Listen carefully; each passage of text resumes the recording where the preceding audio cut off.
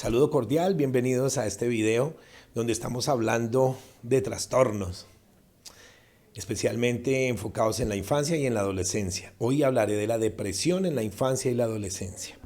La depresión se define como un problema psicológico complejo, cuyas características principales son, por un lado, un estado de ánimo irritable o disfórico, y por otro, falta de motivación y disminución de la conducta instrumental adaptativa. Se caracteriza también por alteraciones del apetito, del sueño, de la actividad motora, cansancio, especialmente en el día matutino. Pobre concepto de uno mismo, baja autoestima, sentimientos de culpa, dificultades para pensar o concentrarse, indecisión, ideas de muerte, suicidios, intentos de suicidios, en fin. Síntomas de un episodio depresivo mayor se pueden analizar en el DSM. Los síntomas principales pueden ser el estado de ánimo irritable o deprimido, lo que llamamos disforia. El estado de ánimo irritable o inestable, ira persistente, tendencia a responder a los acontecimientos con arranques de ira o insultando a los demás, sentimientos exagerados de frustración por cosas sin importancia. Estado de ánimo triste, desesperanzado, desanimado, como en un poco. Estado de ánimo pasota, así lo llamamos, insensible o ansioso. Quejas de molestias constantes y dolores físicos. Disminución del interés o del placer en las actividades, lo que llamamos anedonia. Disminución del interés por las aficiones, pérdida de interés general.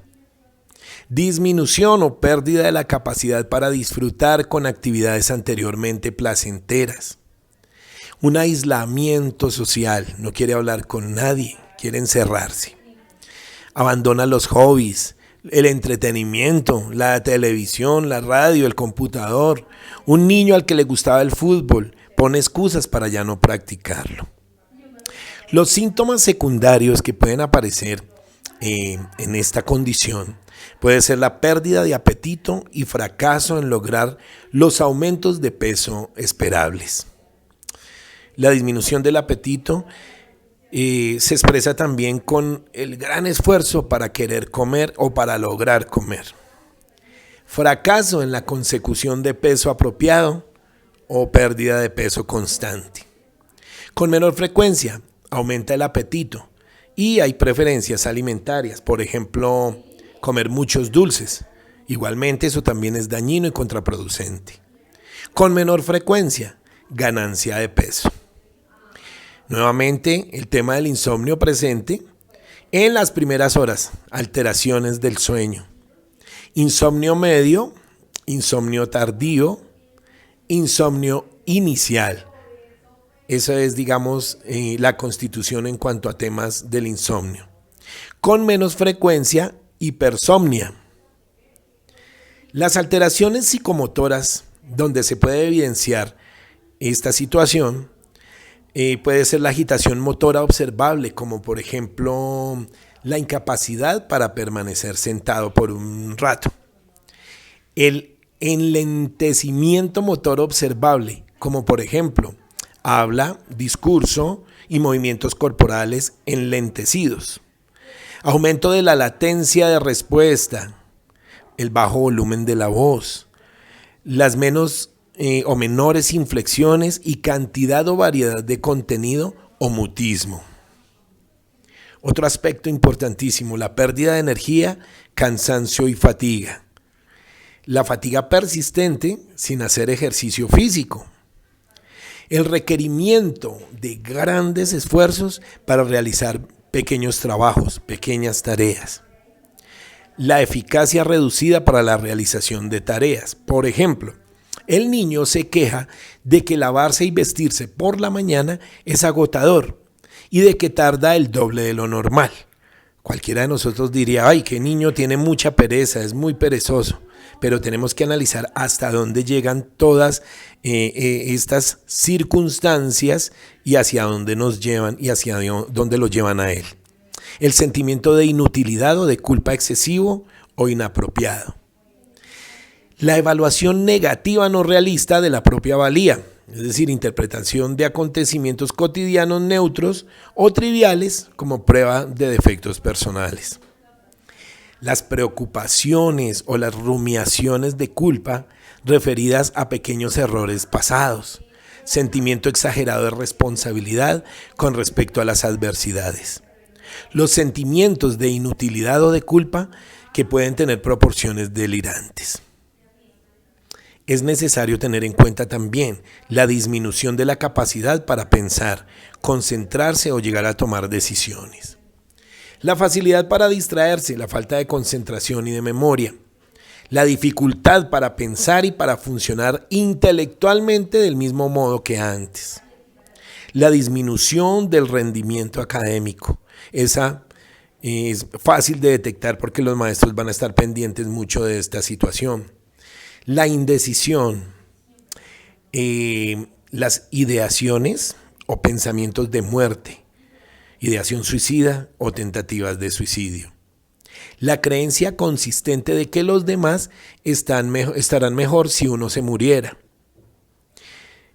A veces los pensamientos transitorios que pueden durar de 1 a 2 minutos, pero que son recurrentes 1 o 2 veces a la semana sobre el hecho de suicidarse. Esto es una súper alerta que de inmediato hay que reportarla. Planes específicos para cometer suicidio, por ejemplo, comprar armas, una pistola, fijar el lugar y el momento en el que sabe que se encontrará solo o sola. Tentativas de suicidio. Entonces, todos estos elementos son supremamente delicados en temas de depresión. No estoy hablando de ansiedad. Son parecidas, pero son primas hermanas, como lo he dicho siempre. La clasificación, pues la primaria versus secundaria. La depresión es el trastorno principal, o bien es consecuencia de un problema médico o un problema psicológico. Unipolar versus bipolar. Solo episodios depresivos o episodios depresivos más episodios hipomaníacos. También la depresión mayor versus distimia. Y endógena versus exógena. En cuanto a la epidemiología, se dice que la prevalencia de depresión en la infancia en el siglo XXI se sitúa en torno al 3% y durante la adolescencia aumenta progresivamente hasta alcanzar índices próximos a los de la vida adulta. La prevalencia de la depresión es mayor en población clínica, más que en población infantil, hablándolo en términos generales. El diagnóstico comórbido más frecuente es la ansiedad, aunque también son comunes los problemas externalizantes. ¿Cuáles son? La conducta antisocial, el oposicionismo, la hiperactividad, la agresividad y los que tienen relación con sustancias psicoactivas, el consumo de alcohol, de drogas, etc. Las teorías psicológicas se sitúan en un continuo cuyos polos resaltan el peso de las contingencias y de los procesos cognitivos. El modelo socioambiental muy mencionado se refiere a que en la depresión se constata un exceso de conductas para escapar o de evitar la estimulación aversiva y un déficit de comportamiento instrumentales para obtener un refuerzo positivo. También las teorías se refieren a los déficits en habilidades sociales y concluyeron que constituían un potente predictor de depresión en la preadolescencia. En cuanto al modelo de la indefensión aprendida, esto lo propuso Seligman por allá en la década de los 70, se refiere a la secuencia que genera indefensión aprendida cuando el niño se expone a situaciones incontrolables. Cuando las experiencias de incontrolabilidad producen expectativas de incontrolabilidad, es decir, el niño predice que no tiene control sobre la situación, interfiriendo en aprendizajes adaptativos posteriores. Cuando las expectativas de incontrolabilidad original hace que los déficits característicos de la depresión se manifiesten.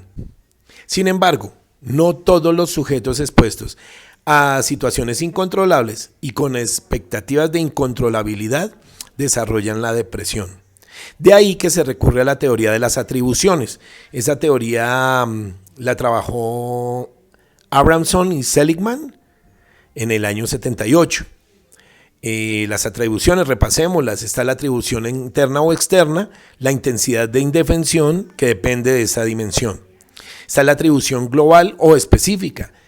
Esta dimensión explica la generalización de la indefensión. Está la atribución estable o inestable.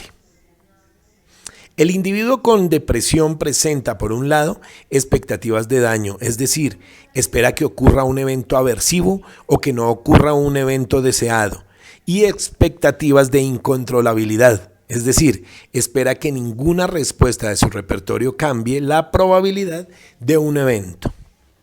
Y por otro, un estilo atribucional predominante, de modo que atribuye sus fracasos a factores internos, globales y estables, y sus éxitos a factores externos específicos e inestables. El modelo cognitivo. En el modelo cognitivo, el individuo que desarrolla una depresión sufrió experiencias tempranas negativas que generaron pautas de pensamientos irracionales o esquemas cognitivos inadecuados. Eso está claro. El joven con depresión no discute la validez de sus pensamientos negativos, a pesar incluso de evidencias objetivas que los cuestionan, porque sistemáticamente comete errores lógicos. Algunos errores lógicos pueden ser interferencia arbitraria, abstracción selectiva, sobregeneralización, magnificación y minimización, personalización y pensamiento dicotómico. Hay unas teorías también que son las biológicas. Entonces, las teorías biológicas mencionan los hallazgos bioquímicos que relacionan la depresión con un déficit funcional de noradrenalina. Un déficit funcional de la serotonina permite la aparición de un trastorno afectivo, aumentando así la vulnerabilidad del sujeto. En cuanto a la evaluación, podemos trabajar muchos instrumentos. La escala de evaluación de la depresión del Barrio y Silva es muy buena. La escala de sintomatología depresiva para el maestro de Dominic Montreal, la escala de Montreal. Distintas técnicas de evaluación, entrevistas, cuestionarios, inventarios, escalas, autorregistros, observaciones. Tenemos mucho material. Tratamientos psicológicos, grupos de entrenamiento en habilidades sociales y de reestructuración cognitiva, aunque la ganancia fue mayor en el grupo de entrenamiento en habilidades sociales. Tratamientos biológicos, esto se puede hacer con antidepresivos tricíclicos y tetracíclicos. La imipramina continúa siendo el mejor tratamiento médico disponible para la depresión infantil. Un programa emoción, actividad, cognición. Este programa emoción, actividad, cognición lo podemos conseguir como PEAC. Es un tratamiento integrado para la depresión infantil y adolescente elaborado por Méndez a finales de la década de los 90. El PEAC comprende 3 elementos básicos para el cambio terapéutico: educación emocional, actividades agradables, reestructuración cognitiva y otros elementos complementarios, como pueden ser las habilidades sociales, relajación, higiene del sueño, reatribución. También incluye elementos dirigidos a la generalización y mantenimiento de los logros terapéuticos, tareas para la casa, solución de problemas, entrenamiento en autocontrol. El reconocimiento y discriminación de emociones se realiza por medio de los juegos. Tendré un video acerca de los juegos bien interesante que quiero que veas. También es importante la colaboración de los padres. Eso es súper fundamental, sobre todo cuando se trabaja con el PEAC, porque le asigna un doble papel. Como terapeutas, ya que poseen un elevado grado de control sobre los antecedentes y consecuentes de la conducta de sus hijos. Interesantísimo esto, la participación de los padres, el trabajo, la asociación, la colaboración es bien importante aquí. Como sujetos de terapia, puesto que algunas veces los papás hacen que su comportamiento inadecuado contribuya a mantener inadvertidamente el problema de los niños. Entonces aquí vemos que un trabajo multidisciplinar involucrando a padres de familia o a cuidadores, va a ser súper efectivo. Espero les haya gustado este video. Es un video enfocado más que todo como en la psicología clínica, en las psicopatologías, pero lo más importante es que todo esto nos sirva como recurso. Muchas gracias, hasta pronto, chao.